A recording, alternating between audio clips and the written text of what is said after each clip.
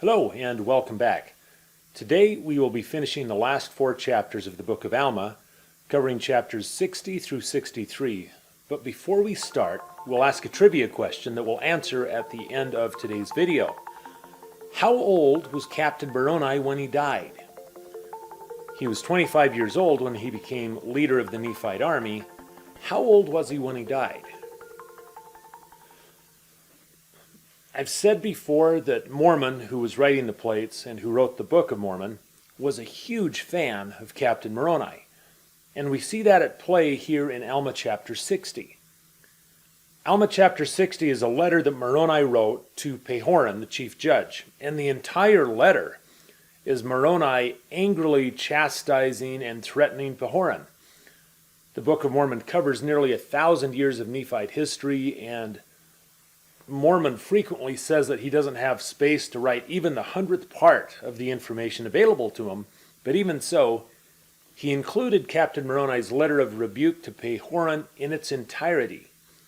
And that's just one example of where Mormon chose to include all of Captain Moroni's words. In Alma 44, he quoted Moroni's words to Zarahemnah on the banks of the river Sidon. In Alma 46, he included his words to his men as they gathered around the title of liberty. In Alma 54, Moroni wrote a threatening letter to Ammoron, the king of the Lamanites, and Mormon included both Moroni's letter to Ammoron and Ammoron's response, both of which were unedited.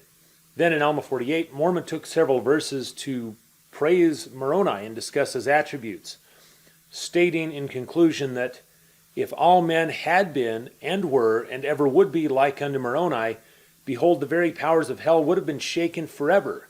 Yea, the devil would never have power over the hearts of the children of men. And it seems no coincidence that Moroni is the name that Mormon gave to his own son. The other fascinating thing to me about Mormon's decision to include Moroni's letter in chapter 60 is that Moroni's letter, which is full of threats and angry words directed at Pahoran, was based on a lack of information. Moroni misunderstood Pahoran's situation, and he attributed the lack of support he was receiving from Pahoran to laziness and malice. Moroni rebuked him for failure to send food and support, and he threatened to go to Zarahemnah and take the supplies he needed by force if he needed to. He criticized Pahoran for neglecting his people, but, as we'll learn in the next chapter, political insurgents had taken over the Nephite government and removed Pahoran from office, and he had been forced to flee to the land of Gideon.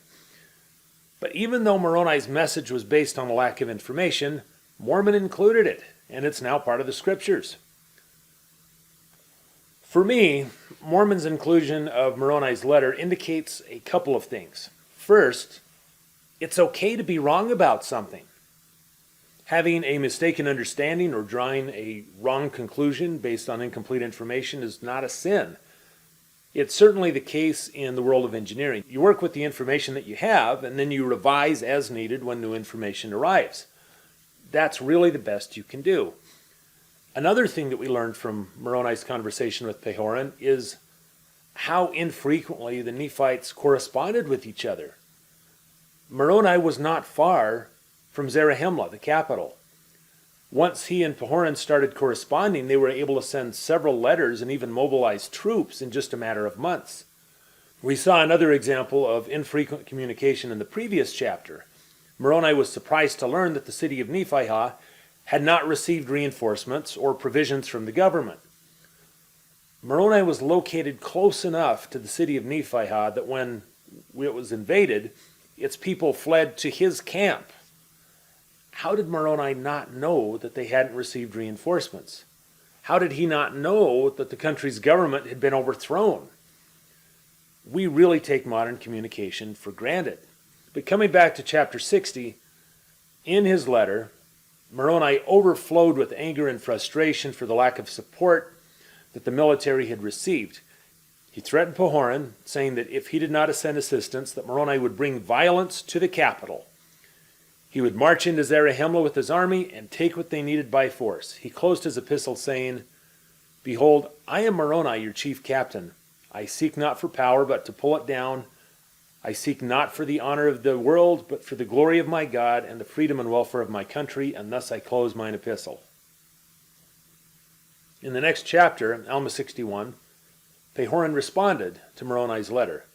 He was not, as Moroni had suggested, sitting idly on his throne, ignoring the affairs of his kingdom. In fact, he was no longer on his throne at all. An insurrection had removed him as the chief judge and replaced him with the king. And this new king, named Pachus, had formed an alliance with the Lamanites in which he offered to maintain the city of Zarahemla until the Lamanites had conquered the Nephites, and then Pachus would officially become the king of the Nephites. Pahoran had been forced to flee from Zarahemla to the land of Gideon, and that's where he was writing the letter. He had been gathering an army so that he could return to Zarahemla and attempt to retake his place on the judgment seat. He wasn't angry with Moroni for having scolded him and threatened him with violence, because before receiving Moroni's letter, Pahoran didn't know whether bloodshed would be justified in restoring the government, but Moroni's letter had removed any question about this. So Pahoran thanked Moroni for his letter and asked him to actually make good on his threat to bring violence to the capital. If Moroni's army stopped at Gideon along the way, he could join forces with Pahoran, and then they could go to Zarahemla and restore the government together. So then we move to Alma 62. Moroni was relieved to learn that Pahoran was still an ally. So he did what Pahoran requested. He left most of his army on the coast of the East Sea, and he marched toward Gideon with a small number of men. He marched through towns and villages along his way, and he flew his standard of liberty to recruit men into his army. Thousands took up their swords and joined him. When he reached the city of Gideon with his army of new recruits, he joined with Pahoran's army, and together they marched on Zarahemla. With their combined army, they outnumber Pachus's army of insurgents. So the battle was quick and it was lopsided. Pachus was slain, and his men were taken prisoner. They held trials for the insurgents, and many of them were, quote, executed according to the law. Mormon summarized the situation by saying, whosoever would not take up arms in the defense of their country but would fight against it were put to death. After they retook the capital, Moroni immediately sent food and 6,000 men to help Helaman defend the western part of the land. He sent another 6,000 men and also provisions to Lehi and to Teancum. He left, it says, a large body of men in Zarahemla to defend the capital, and then he and Pahoran marched toward the city of Nephihah with their army. Along their way, as they traveled toward Nephihah, they encountered a Lamanite army.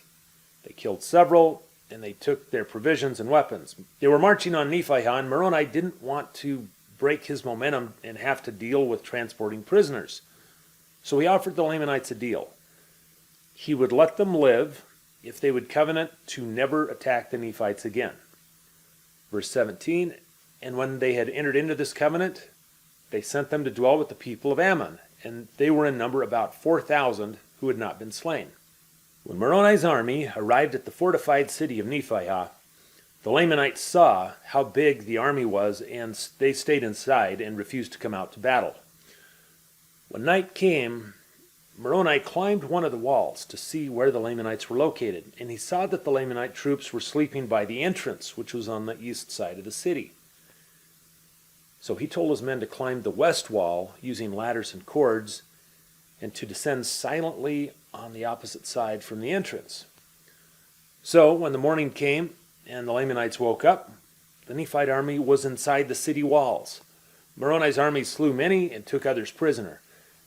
However, many escaped and fled east toward the land of Moroni. Moroni made all the prisoners the same offer that he had made the last army that they had captured. They could go and live with the people of Ammon as free people if they wanted, and all of them accepted. Verse 26, thus had Moroni and Pahoran obtained a possession of the city of Nephihah without the loss of one soul. And there were many of the Lamanites who were slain. Moroni and Pahoran then marched north to the city of Lehi. When the Lamanites saw the army approaching, they fled. And Moroni's army pushed them southward from one city to the next until they finally reached the land of Moroni, the last city on the nation's southern border. All the remaining Lamanite forces were concentrated and gathered there, including Ammoron, their king. Moroni's men surrounded the Lamanite army from a distance, and then the sun set. Most of the Nephite and Lamanite soldiers were too tired to do anything other than go to sleep, but not Teancum. This recent war had lasted nearly 7 years. It had cost tens of thousands of lives. It had also caused a famine. And so while the others slept, Teancum left the army and crept into the Lamanite camp. He went forth with a cord from place to place. I'm not sure what the cord was for. Maybe it was to help him find his way back. He was searching for Ammoron, and at last he found him. Ammoron must have been sleeping near his men, because Teancum threw a javelin at him, struck him near the heart, but unlike his brother Amalickiah, who had also been killed by Teancum, Ammoron did not die instantly. Before he died, he was able to wake up his men, and they were able to catch and kill Teancum. The next morning, Moroni, Lehi, and the Nephites attacked the Lamanites. They slew many and succeeded in driving them all the way out of their lands. At last, the war was over, and against all odds, and despite being badly outnumbered, the Nephites had won.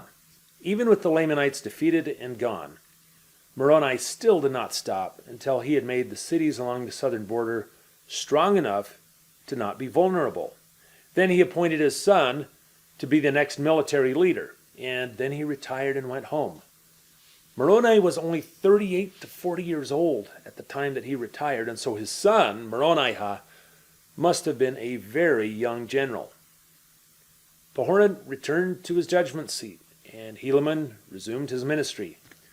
Because of the length of the war, both the church and the government had fallen into a state of disarray, and new regulations and restructuring were needed.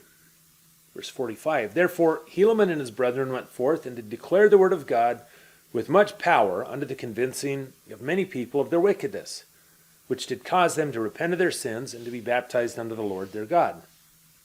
And it came to pass that they did establish again the church of God throughout all the land. New judges and chief judges were chosen to govern the people, and prosperity returned.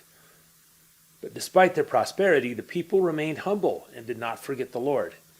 They remembered that he had supported and delivered them, and they prayed continually. And then Helaman, the son of Alma, died. Shiblon was the name of Helaman's younger brother, and he was also his successor. He took possession of the sacred items given to Helaman in Alma 45, the Liahona, the various plates, etc. He walked, it says, uprightly before God, and he did good continuously. In the 37th year, a large group, consisting of 5,400 men, along with their wives and children, left Zarahemla and entered the land northward where the Jaredites had once lived. Then more people went north. Chapter 63 talks about Hagoth, quote, an exceedingly curious man. He was a shipbuilder. He built a very large ship, which he launched northward into the West Sea. The following year, he built several more ships. Many people boarded these ships with their families and provisions, and they launched northward, never to be seen again. Some people have speculated that Hagoth's people reached and populated the Polynesian islands, but, and this is just my opinion, that seems highly unlikely to me. There would not have been enough time or provisions for a ship to cross the Pacific Ocean, land on the Polynesian islands, and then return to the Americas all in a single year. There's a lot of other reasons too, but maybe we'll leave those for another time. Shiblon, who was now the church's leader, was growing old.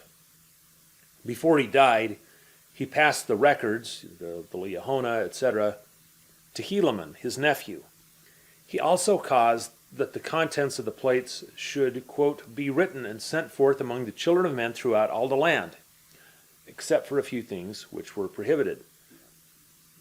We don't have any way of knowing exactly what information went forth. However, Shiblon's actions indicate that the Nephites probably had a decently high literacy rate and were able to read the scriptures. In the 39th year, Moroni, the son of Captain Moroni, withstood a Lamanite invasion provoked by Nephite descenders. His army badly defeated the Lamanites, and they retreated back into their own lands. And that's how the Book of Alma ends. And now we'll end by answering our trivia question. How old was Captain Moroni when he died? Alma 63:3 tells us, "And it came to pass that Moroni died also, and thus ended the 36th year of the reign of the judges."